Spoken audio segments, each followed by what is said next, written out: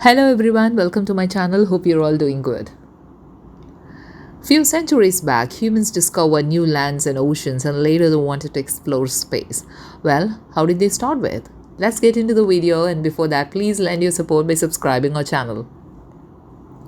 In the 1950s, it was unclear whether humans could survive outside Earth both physically and mentally.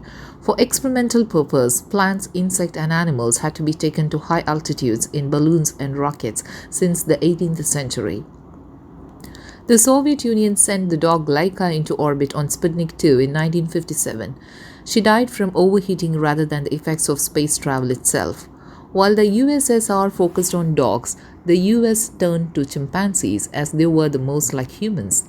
The stakes became higher when the US President John F. Kennedy promised to land humans on the moon by the end of the 1960s. The US Air Force adopted nearly 40 chimpanzees. One of the reasons that a chimpanzee was chosen for this mission was because of their similarities to humans.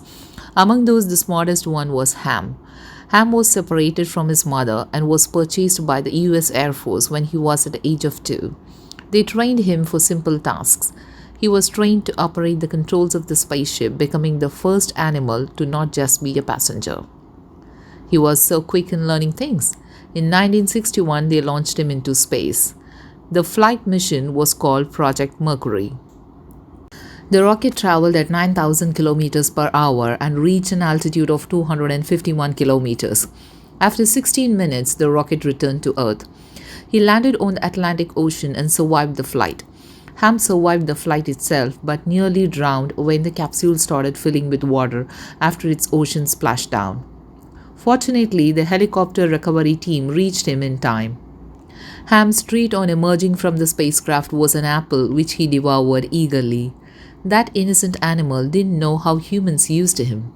Officially, Ham was known as number 65 before his flight and got renamed as Ham only upon his successful return to Earth. After the mission was completed, Ham lived all alone in a zoo in Washington for next 17 years before joining a small group of chimpanzees at North Carolina Zoo on September 25, 1980. People wrote him letters and some were answered by the zoo staff signed with Ham's fingerprint. Ham passed away when he was at the age of 26 due to heart and liver disease.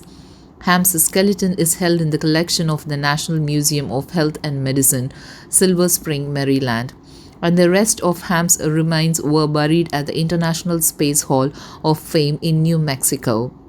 Ham's space flight made him more than animal, but still less than human. Well, thank you for watching this video. Please do like and subscribe and tell your valuable feedbacks and suggestions in the comments below. See you all in the next video. Until then, bye. Take care.